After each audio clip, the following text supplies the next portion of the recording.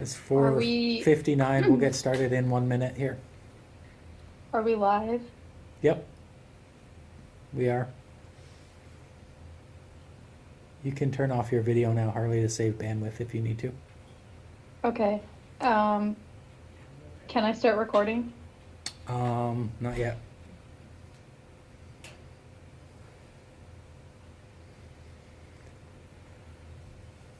All right, now you can start recording.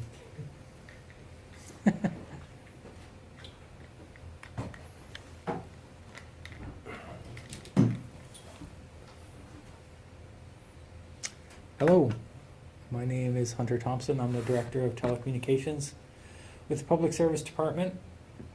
We are here at the third public input session for the public comment draft of the 2024 10-year telecom plan. So as a brief overview, how this meeting will go is that we will get started. Alex will briefly go over a slide deck which describes the 2024 10-year telecom plan, and then we will open up the session for public comment. Just as a reminder, this session is to solicit comment and is not necessarily a conversational piece, so we will take all the comments we get, whether verbal or written, and respond to them in the final draft of the 2024 10-year telecom plan. Just so folks know, at 5 o'clock, recording was started on this meeting, so you are being recorded. And I think with that, we can get started if you're all set, Alex. And thank you for covering again. It's appreciated. All good. No problem. Can everyone hear me okay? Yes. Great. So thank you, Hunter. My name is Alex Kelly. I lead the broadband team at Rural Innovation Strategies, Inc. We're one of the contractors who've been helping the Public Service Department with this plan.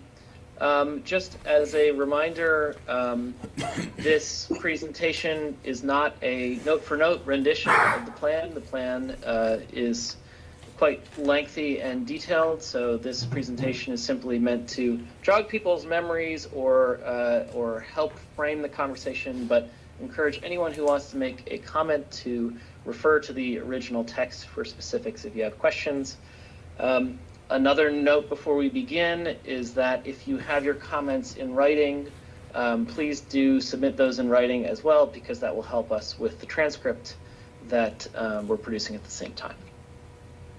Harley, you can go to the next slide. So I'm going to start by giving a little context about the 2024 plan, why this plan is different, what the landscape is that this plan has been created in response to. I'm then going to go into some of the research and analysis that was done to support the plan, the findings and recommendations. Then I'll review some of the findings and recommendations in the categories listed on the screen. So findings and recommendations about wireline coverage, mobile wireless coverage, affordability, public safety, and Vermont statute.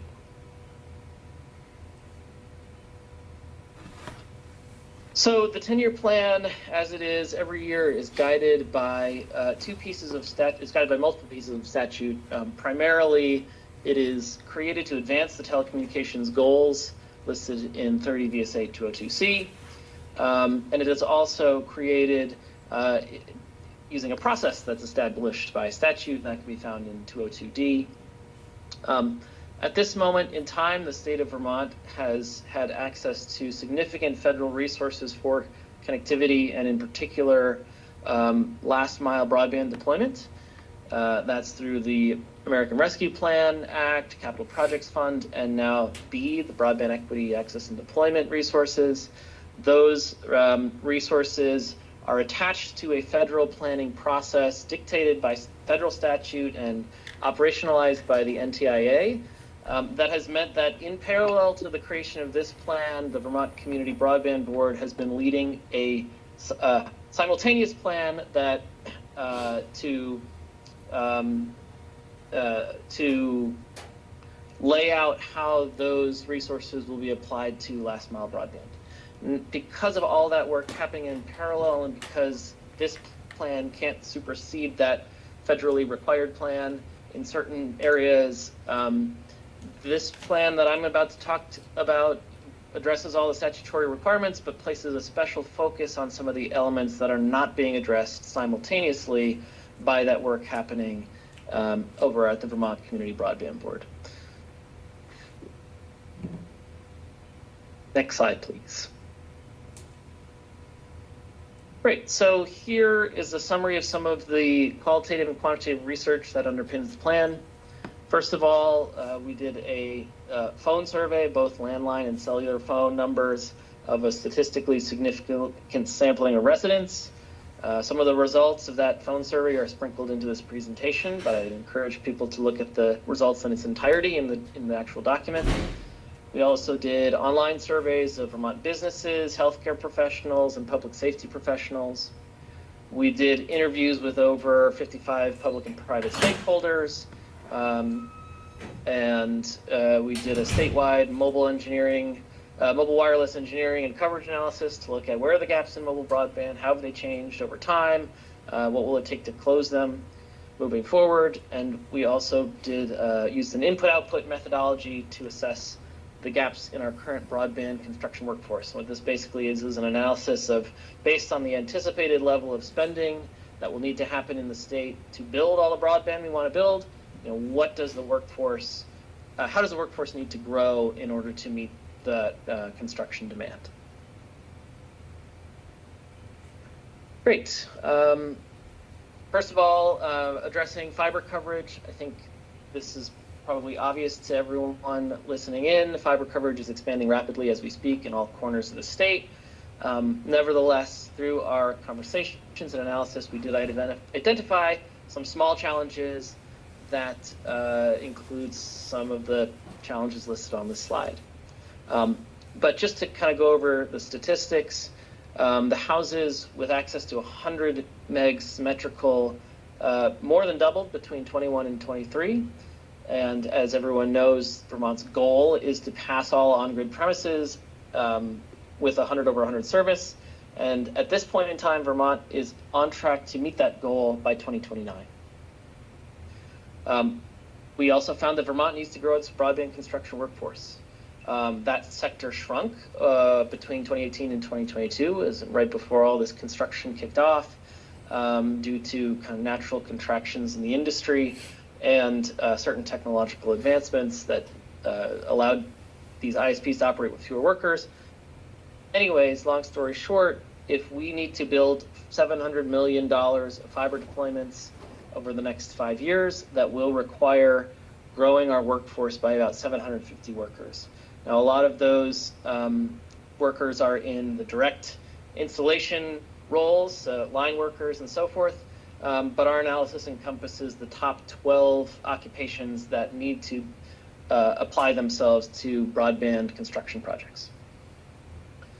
So another finding is that as part of utility hardening exercises, a number of fiber infrastructure owners may need to bury portions of their network within the next 10 to 15 years.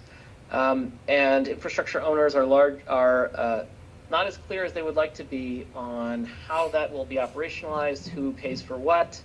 And that information is important to be looking at now because the business plans and the viability of entities receiving grant money now need to have those costs and responsibilities incorporated into their business plans now because of how utility business plans work in order for us to be very clear and confident with how we are building our networks. Another finding is that the Agency of Transportation, which was issuing right-of-way permit waivers for a number of years, has recently stopped doing that. And what that essentially does is it increases the cost of deployment in unserved areas with those extra permitting fees for people who are bringing broadband to the very financially difficult to reach places that are very rural in our state.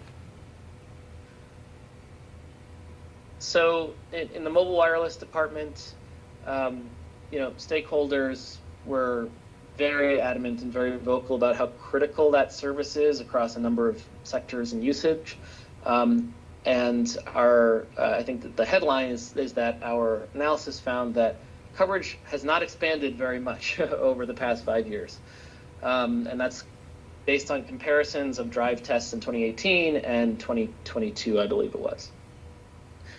So digging into the details here, 80% of businesses surveyed indicated that Vermont's mobile wireless coverage is inadequate for their business needs for a number of reasons related to how they need to communicate with their employees, to how their customers find them, and how their customers communicate with the business. 64% of people surveyed in our phone survey agreed that the state should use public funds to improve mobile wireless coverage. So a clear majority there. We also found that even though coverage has not expanded much, minimal improvements in the actual geographic area that is covered by mobile wireless, download speeds have increased by quite a bit. And that's due to technology upgrades primarily. And if you look at the state as a whole, approximately 412 miles of road do not have mobile broadband coverage from any provider. So looking at all the providers that were included in the road test. Lastly, and this is a really important piece, our engineering analysis showed that, if you look at all unserved places, tackling the easiest to serve areas without wireless coverage can be done very efficiently with what we are calling small wireless facilities. So a traditional tower, a cell phone tower, you might say, is usually around 140 feet. Small wireless facilities that are 50 feet essentially, placed very strategically, can be an efficient way to close the easiest half of our broadband, mobile wireless broadband gaps, especially with increasing fiber presence across the state.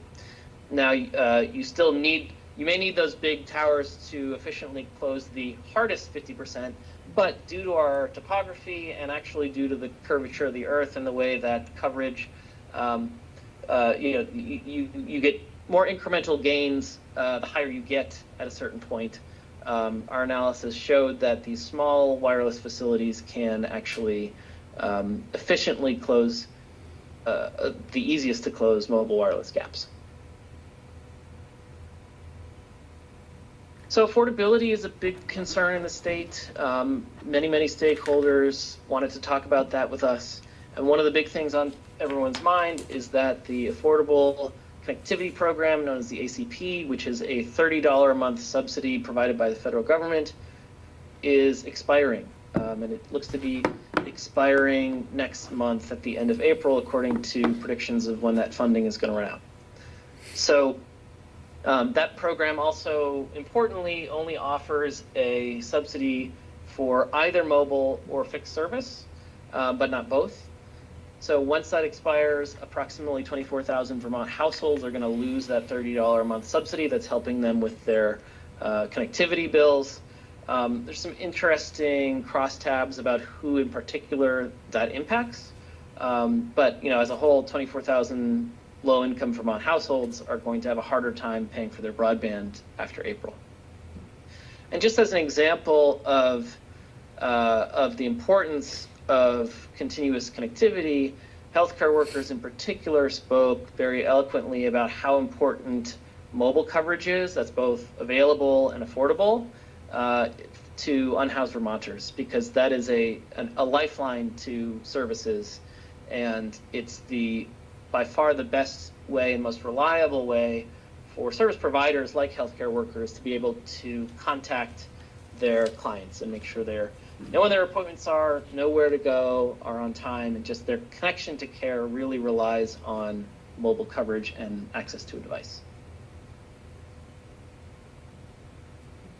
So in the public safety realm, there was a lot of ink used in the plan to discuss the potential to consolidate public safety answering points. And this was because various legislators have been discussing this idea, so we spent a good amount of time talking about the advantages and disadvantages to taking that approach.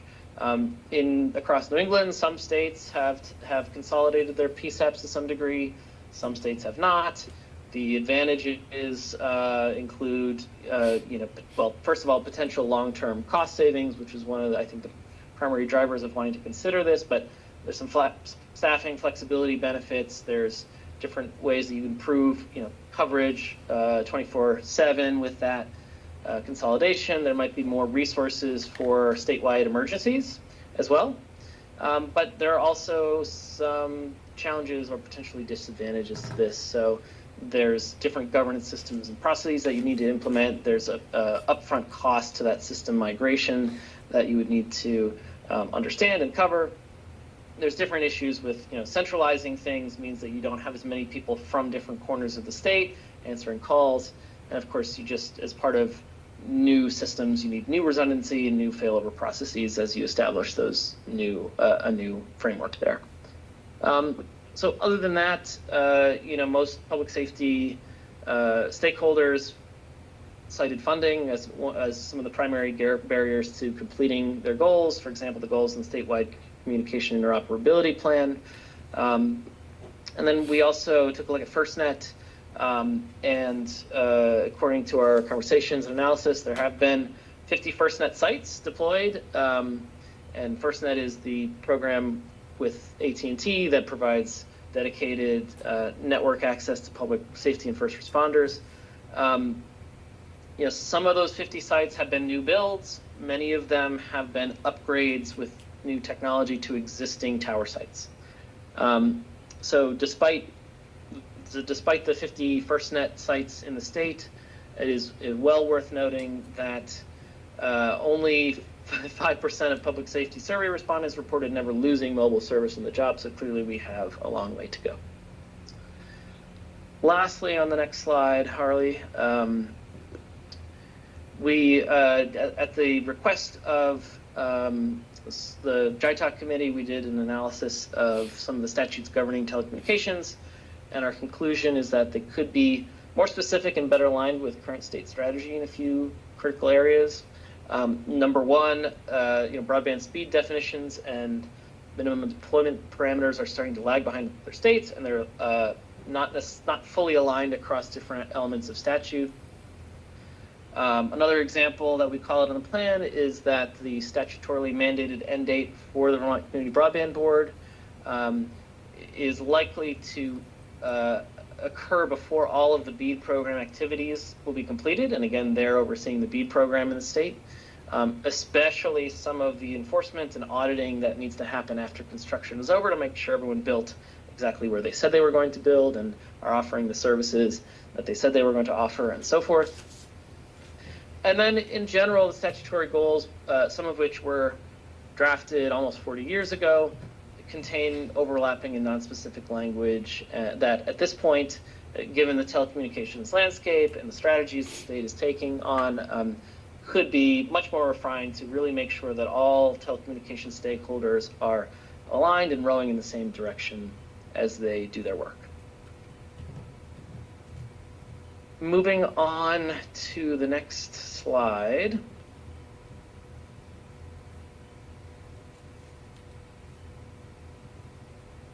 Sorry, Harley, can you pop over to the next slide? Oh, great. Awesome. So, again, I'm going to go through the same categories that I went through when talking about our analysis and findings. So first, to talk a little bit about wireline deployment. As I mentioned, it's ongoing. There are very specific rules and parameters that the state needs to follow, dictated by the that are attachments riding on the funding that we received from the federal government, from the NTIA. However, there's a couple things in here that we noted that could make those deployments easier.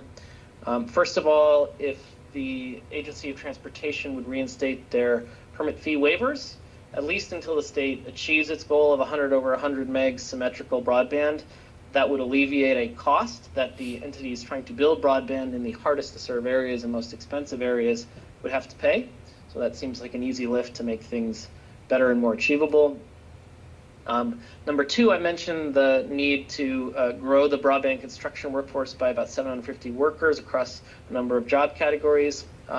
Vermont has some training programs they've implemented with a number of entities in working in collaboration, but we encourage those entities and recommend that those entities really work as hard as they can to scale those programs to the to the size of workforce that we need. And so as I mentioned, 750 jobs across a number of categories.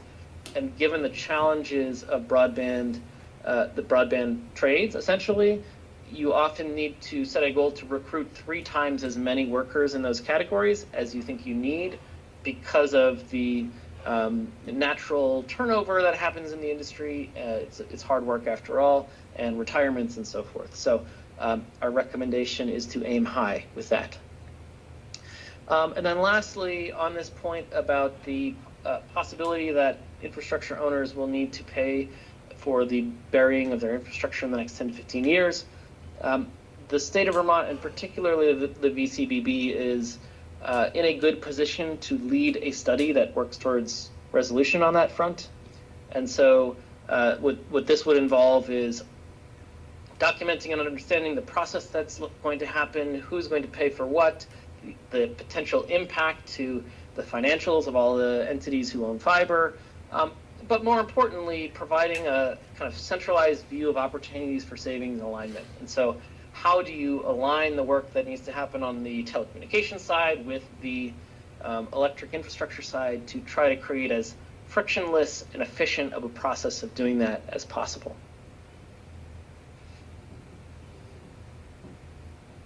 So on the mobile wireless side, our primary recommendation centers around implementing what we're calling a small facilities wireless grant program. And we think the state should implement it in a kind of pilot phase at first, for some reasons that I will get into. So this grant program would provide grants for the deployment of, again, small wireless facilities, and these are the ones that we believe are equally, if not more efficient from a financial standpoint into closing the easiest 50% of coverage gaps to close. And they also preserve the landscape and the aesthetic by being less obtrusive, smaller, right? You can nestle them into the hillside and they're not as noticeable an element in the landscape. So we think $2 to $3 million is the right amount for initial pilot program. And in the plan, we provided a list of data that we think the state should collect as part of this pilot program in order to then refine that work moving forward. And data includes everything from, costs broken down by different category to, what partnerships are coming together, where are the most viable places to build, where you get applications, who's applying. And so all of this will help the state refine this program and do it better in the future. So the second big recommendation in this category is we made some recommendations around the state's data collection practices, which we think if the state were able to make these changes, it will strengthen their planning abilities, while at the same time helping them better measure and track progress against our goal of increasing the mobile coverage in the state. So the drive test in 2018 versus 2022 was done using a different methodology. Obviously, we're recommending repeating the 2022 methodology so that you have exactly the same data to compare it to, do the drive test every 2 years. We laid out a number of very specific parameters for what a crowdsourced drive test would look like, especially if the state would like to be able to collect data for all roads, not just the primary roads that the drive test covers. Another element to this is we think the state should request that 248A permit recipients notify the Public Service Department when they complete their tower builds, because at this point it is not always obvious or clear to the state if those permittees, I guess, if and when they execute on the permit they've obtained.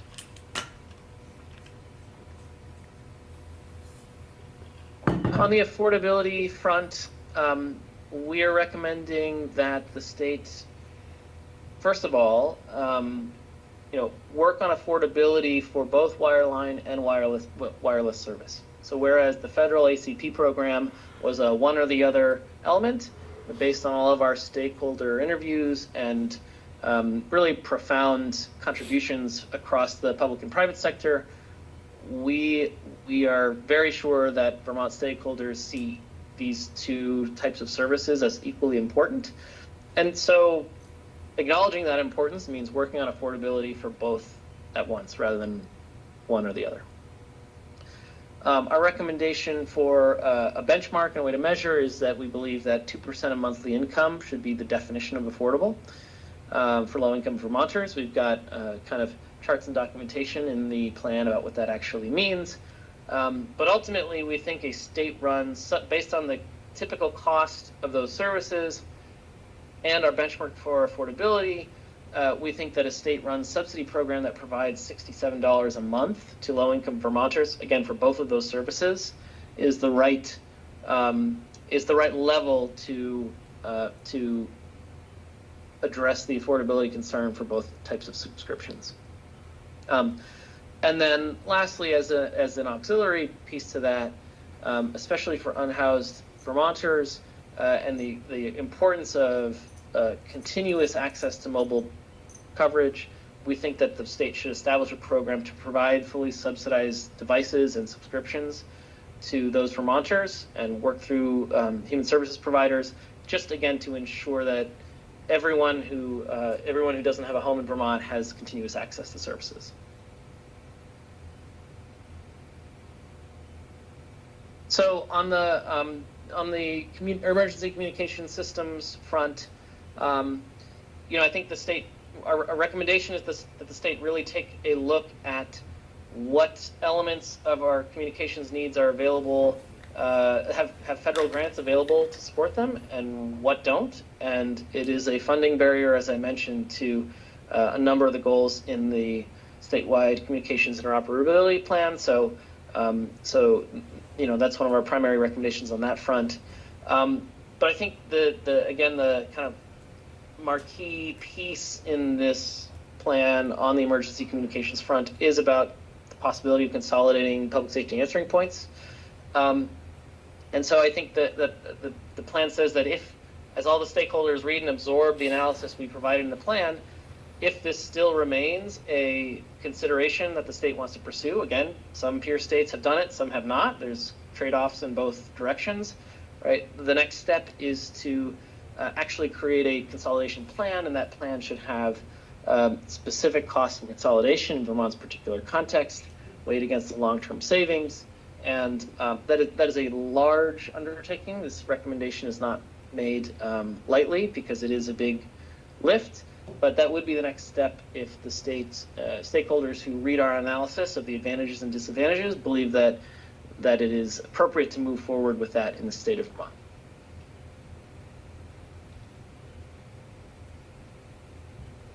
Right. On the statutory front, I think this is an anticipated recommendation, at least at the legislature, who knows that the statutes need to be revisited. But a summary of this recommendation is that the state should modernize the statutes that guide our telecommunications policies and practices. There's a few ways in which statutory goals in different sections need to be made more specific. Again, if they're overlapping and unspecific, we can make them more specific. They should be aligned with Act 71 and speed tiers and everything else across all of our telecommunications statutes should be cohesive. We do recommend extending the Vermont Community Broadband Board's sunset date so that they can provide adequate oversight and monitoring of BEAD deployments. And we also are recommending that the legislators take a look at the statutory goals and take a look at our deployment strategies and make sure we are creating goals and deployment strategies in concert. One example, we're spending significant resources, as we should be, to ensure that in the most rural areas of the state, everyone has access to a fiber provider at 100 over 100 megs. Those are very, very difficult places to serve with even one provider.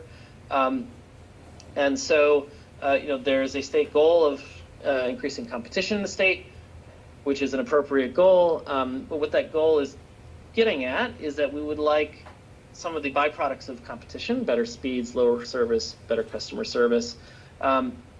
Those are benefits and values that can, but don't always arrive under a competitive environment.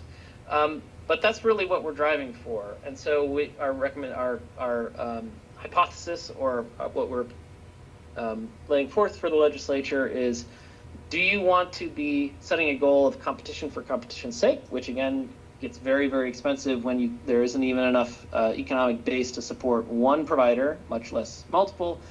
Or are what you actually care about some of these things that are potential byproducts of competition? And if so, is that a better framework for the goal?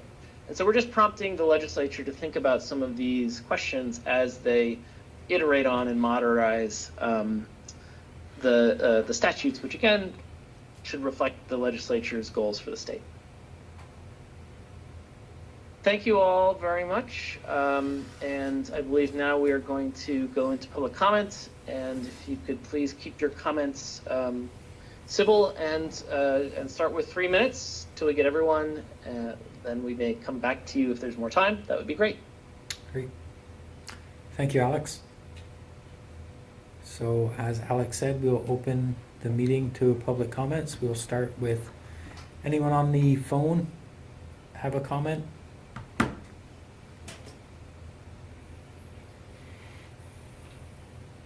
If not, we will go to the room. Can you see whether they're muted or if they're trying to talk? Or They can unmute and or raise their hand. Oh, you don't have to do that. No, we don't have to do that. Doesn't look like we have anyone on the phone, so Mr. Whitaker? Steve Whitaker from Montpelier. I'm a bit dumbfounded that even after having provided the information a week ago about the Department of Public Safety and the Public Safety Communications Task Force efforts, that this presentation is still so misguided, specifically regarding the consolidation of PSAPs. I'm going to cover a number of points here, and I'll probably run over 3 minutes, so if you notice anybody else jump on, I'll take a pause. Thank you. Statute is statute. 202C and D in Title 30 are not to be wished away because we're trying to get away with writing half a plan or impose a new ideology on Vermonters.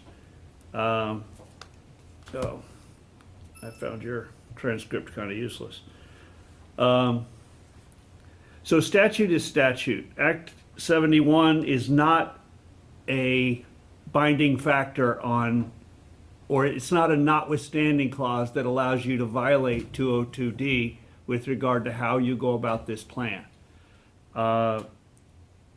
If you can't even, the department and the telecommunications division cannot abdicate its responsibility to make sure 202D is adhered to strictly, even though you've signed a $400,000 contract with RISI, which I consider snake oil. They failed us last time, they're failing us this time, and we need to put a stop to it. Every prerequisite as laid out in 202D must be met before the plan is prepared and these hearings are held. I pointed out to you a handful of prerequisites that have not been met. I see Hunter nodding in agreement. Every element such as public participation, an effective public participation process must be met. Coordination with the access media organizations must be met. Are you not at all suspicious that only one person showed up last Monday and only one person appears to be here tonight? That you haven't met your basic threshold of an effective public participation process? And you must address every element set in the goals and policies of 202C. Those aren't optional, where it says shall support competitive choice for consumers, shall support open access for competitors. These are not things you can let your contractor try to wish away and write a plan that dodges them and pretends we're going to just get lower costs and higher service by wishing it were so. That's delusional thinking. Statute actually says that we'll have 100 by 2024, and yet the failure to write a plan over the last decade has left us in a place where we still don't have a plan to get it done by the end of this year. So our fiber strategy is fundamentally flawed, and yet it's also been left out of the plan, this draft. The CODs aren't even happy with this draft because it's all focused on, you know, wireless and other priorities that don't address the merits or the guidance or the retuning of the fiber strategy. Since this program was initiated, build costs have increased dramatically, as have labor costs, as has the cost of money. Additionally, the CUDs have not built the right-of-way charges into their economic models. So you're headed towards a whole bunch of bankrupt CUDs and a whole bunch of fiber getting sold to the highest bidder, which might be, you know, Consolidated or Comcast. That would be a supreme disaster. And yet y'all keep supporting this keeping of unnecessary secrets of the financial models. This keeps dying out, or is that the screen keeps going black? I don't know, I've been looking at you. I'll watch the screen now. Only if you can read sign language. The secret financial models will not lead to affordable broadband. We need a network design overall the whole state. And this was defeated by, the language was put in Act 71 to allow a unified statewide resilient engineered fiber design, and the broadband board ignored it and proceeded with this hodgepodge of different strategies of network architectures that don't support competition, that don't support failover and resilience. So we need remotely reconfigurable. We could have and should have built on the Velco architecture and required every CUD to buy a compatible remote add drop multiplexer that can be even managed by Velco and reroute around fiber breaks during big storms, all from a single console in Rutland. I mean, that would have been the most affordable way to go about this. Put the backhaul trunking in place on an existing networks. We need to be using First Light's fiber, CCI's fiber. We have open access conditions on some of First Light's fiber because we granted the money to SovereignNet in the beginning. That has never been elaborated or elucidated in the plan. Exactly where do we have what rights of access at what cost to SovereignNet's fiber that we paid for under the BTOP program. Similarly with Consolidated Communications, as a condition of a service quality investigation, they accepted the millions from the FCC and they built the interoffice fiber to the remote terminals. We should have open access to that fiber too before they get another incentive reg plan approved. And this same firm recommended, oh, don't tie open access fiber to your incentive reg plans. That's the only lever we have with regards to incentive reg plans, is the teeth in this telecommunications plan.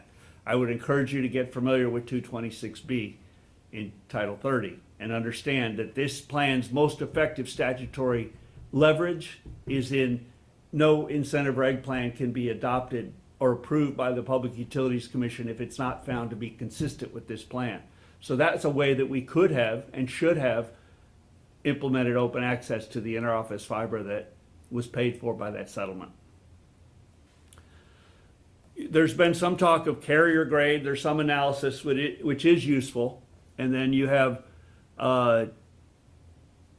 Evan Carlson, who was here for the faux TCAB meeting, saying that we're all building carrier grade, and FX saying we've been at it 13 years and we're nowhere close to providing carrier grade. So you've got a disconnect there. But public safety grade, carrier grade, utility grade, the distribution utilities are implementing an architecture of distributed storage and distributed generation. Big battery containers and solar fields and wind turbines that can be accessed and access the grid and even fail into microgrids to keep folks online when the whole regional grid might go down. That can't be done with consumer grade fiber designed for, that requires a level of engineering that we have failed to do here, and we can't afford to waste this money and do a half-baked job. So we need an integrated planning process. It's going to be challenging to change paths at this date, but we must. We must if we're not going to waste this money and end up with the job half done. We need integration of dense wave division multiplexing, building off of the Velco network. We need active fiber Ethernet. We of course need internet. That's what we're seem to be fixated on. We need fixed wireless access. It's not going to be economical for the Northeast Kingdom and many other areas to do, an extra mile of fiber to serve one address. It will never pay itself back. If everywhere that fixed wireless access can provide a final or replace a fiber drop, it'll leave more money to get the job done in the more dense areas. We need neutral host LTE to fill the dead zones and to provide public safety failover when FirstNet fails again. We need a failures analysis. We've had fiber cuts, I believe 3 in my memory in recent years, that took down all the state systems, and yet there's no analysis of that, what caused it or how to prevent it in the future in this plan, in this draft.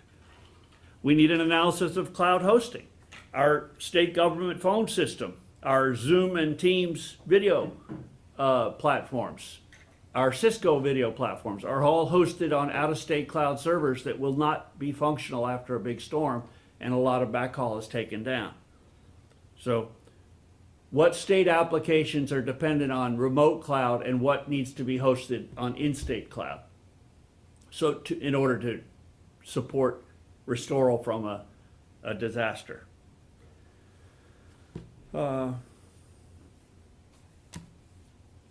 GMP underground, there's scant mention of that. GMP has begun and done a few pilot projects of a underground burial of power cables. It's called a vibratory plow, and it can bring 4 tubes at once, bury 4 tubes at once in one pass, repacking over the top 4 feet deep. That's typically going to be 3 phases of AC current and a second conduit that can be used for communications. That begs the question, which communications carrier is going to get in there first, or are we going to insist that that be a neutral host platform that any carrier can ride in those spans? This is urgent because once those ditches are opened and closed, we're not going back to redig them in the same place, and that machine can only reach so far off the road. There needs to be statutory authority to constrain what municipal officials can make unrealistic expectations of how far off the road they're asking the vibratory plow to go. So the machine can't reach 20 feet off the road. So if we're going to do this, who's going to pay for settling later, as this ditch settles and culverts or whatever need to be fine-tuned? Is that the electric ratepayers? Is that on Green Mountain Power? Is it on the fiber conduit? Is it on the contractor? These things need to be addressed, or we will have another huge missed opportunity to not get.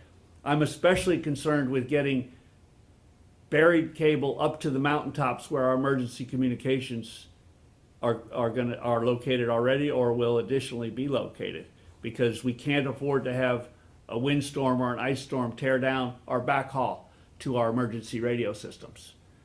So the pole owning utilities should be building and maintaining the fiber, including repair obligations.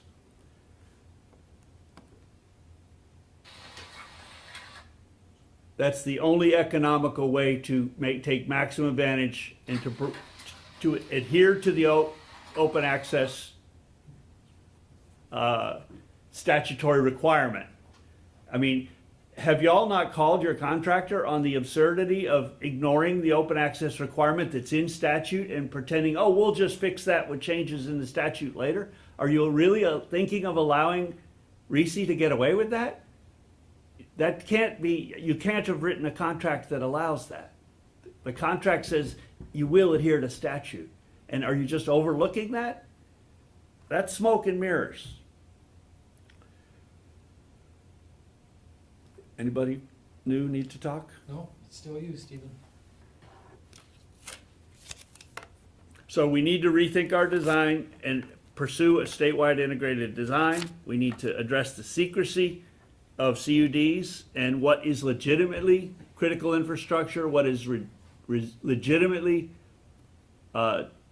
security sensitive, and what is legitimately trade secret, and everything else should be public. Again, that information analysis is missing.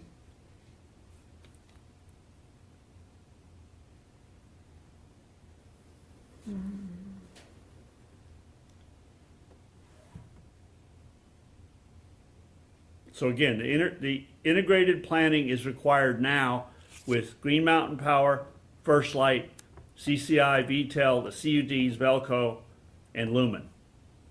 I know AT&T still has a few strands of fiber from the old days. I'm not sure if we would try to get on any of that. The neutral host LTE infill strategy is going to require spectrum, it's going to require towers, it's going to require engineering and maintenance expertise, it's going to require billing, it's going to require roaming agreements. The pathetic proposal to try to pick it off one little pilot project at a time, is really absurd. We will not see success. And this has to be totally integrated with the work that Mission Critical Partners is doing for the Public Safety Communications Task Force. You really need to get up to speed and get, again, I don't have any illusion that we're going to be able to turn this sow's ear into a silk purse by June. I think we're going to need to postpone the adoption of this plan for another year and figure out what team is going to clean up the mess after Reese fumbled it for a second iteration, and $600,000 of public money later. Or go after a return of some of that. So you need to get busy with the prerequisites for a plan and the AMO coordination to get the public involved, to participate in this. You can't just run on and pretend you're going to get away with carrying on a charade of a statutory required process and implement this plan. Thank you. Thank you for your input, Stephen. We still have 13 minutes left.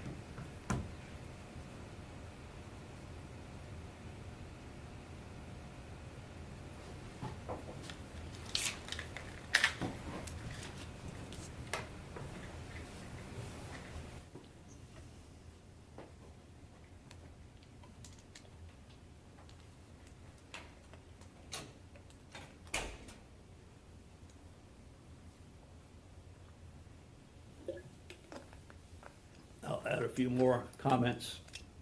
Okay, go ahead. Distance education, public meetings, statewide public meetings managed by the statewide channel that was part of the settlement with the Access Media organizations, prisoner visitation, courts arraignments, etc. We need high quality sites more along the VIT model, where the lighting, the microphones, the bandwidth, the speakers for people who are present in the room are all first rate. We cannot compromise the rights of prisoners. We cannot have the historical archive of our public meetings be unintelligible as some of these transcripts and as some of these recordings are, based on insufficient attention to detail of where these people are trying to connect from. It may be that remote participation in legislative process or in these hearings should have to be at a certified site that has the proper lighting, microphones, and bandwidth to support proper participation and recording.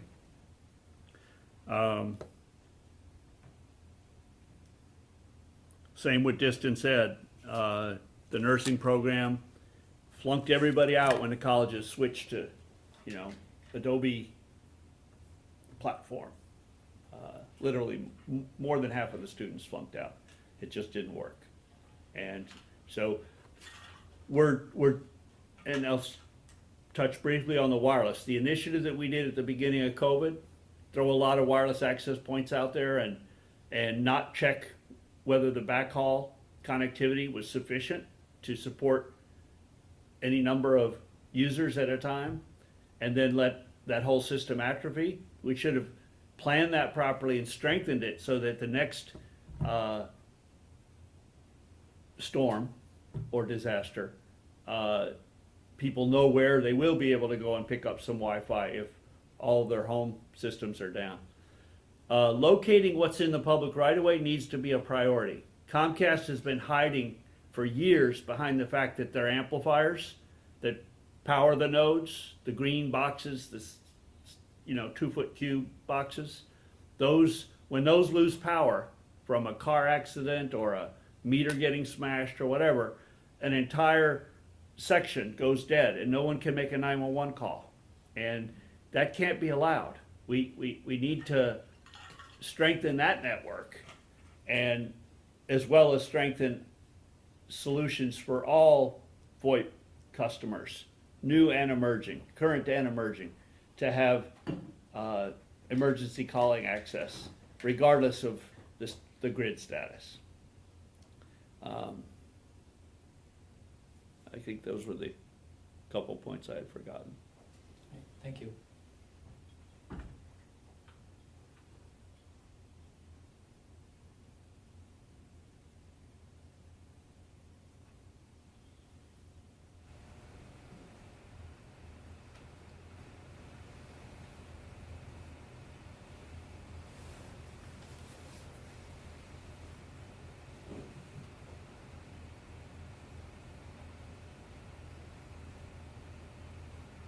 I'm sure nobody wants to talk about why there's nobody here.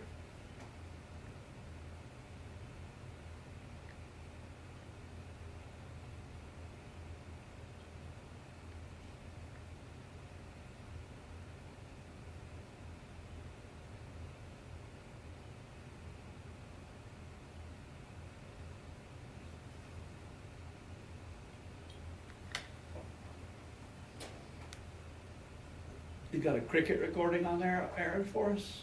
It's a good idea. I play a doorbell recording to cause my dog to go nuts, so crickets is a good idea.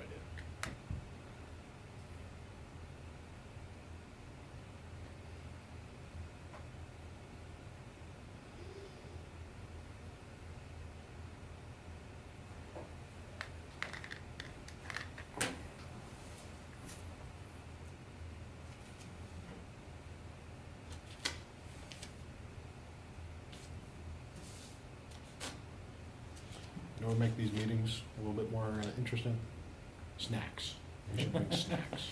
Pie and punch.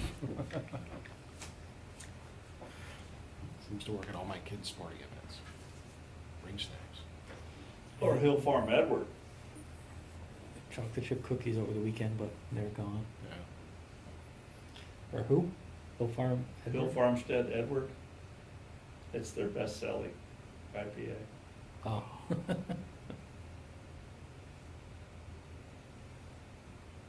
Can go for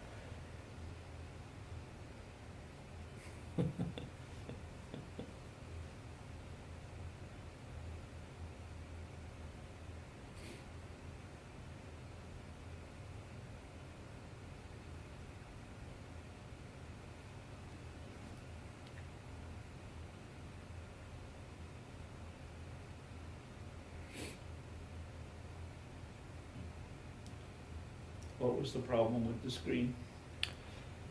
I'm unsure. I came in earlier today when I was in the office and it was working. I don't know if it maybe needed to be rebooted or someone rebooted over the weekend. I know Friday, they continued to have issues with it, so could have been a Windows update. I know Windows updates happened last Tuesday statewide, and that's caused other issues elsewhere, so. It's hard to tell with this device. This is the only thing it's used for. It's like the camera connected to, well, it's not really a tablet because it doesn't really do anything except show the meeting. Connected to the TV. Well, had it been a full VIT site with 50 people in the room, we would have been wishing we hadn't used HP slices. So VIT doesn't exist anymore. Next gen VIT exists on paper. Yeah, the original was all run on TDM stuff then. I mean, it was really obsolete near the end. So a few of those up. It was interesting work. I worked for a company in the Northeast Kingdom. And they did some of that work. There's no reason it can't run on gigabit Ethernet No, it was and be broadcast quality and scale to stream the governor's statewide addresses and things like that.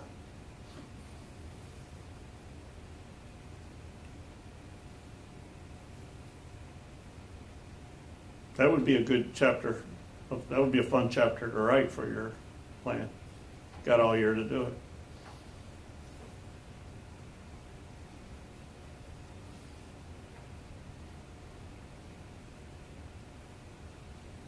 I mean, it'll be interesting to see how the telecommunications division team can develop the courage and the integrity to either persuade Jim Porter and June Tierney or go to the legislature or the governor directly and expose this farce, this hoax. And we should go after RISI for some of the funds they've accrued without delivering.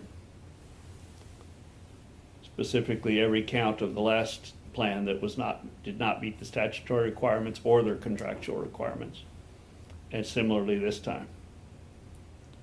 Maybe we can cut bait for 100,000 and have 300,000 to find another contractor.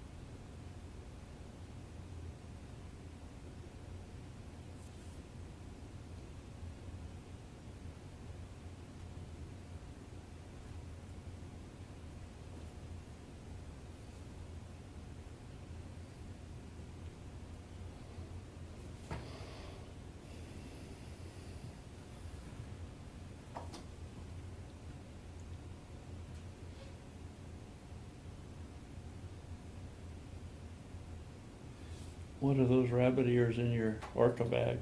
The white? That's what streams it. I don't know all the technicalities. Oh, behind it, I but see. yeah. You're streaming It's what gets the. signal up to the college? I think it's what gets the.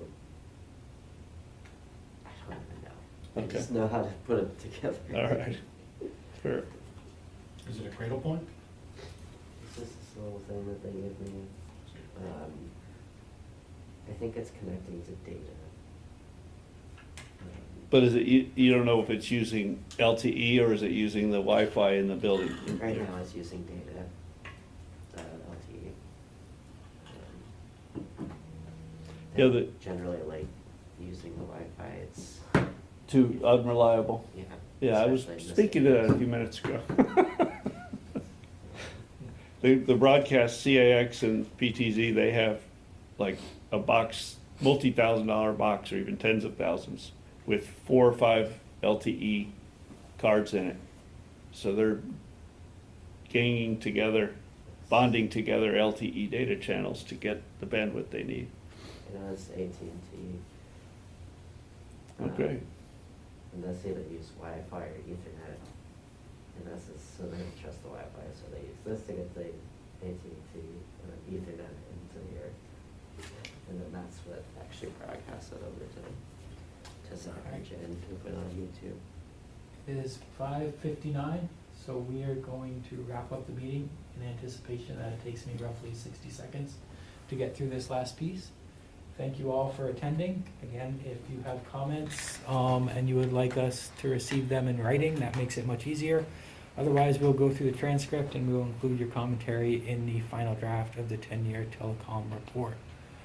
I think that is about all we have. Any other comments before we close? It's not a report, it's supposed to be a plan. Thank you for your input, Mr. Whitaker. All right, thank you everyone for attending. Have a good evening. Bye-bye. Bye, everyone. Bye, thank you.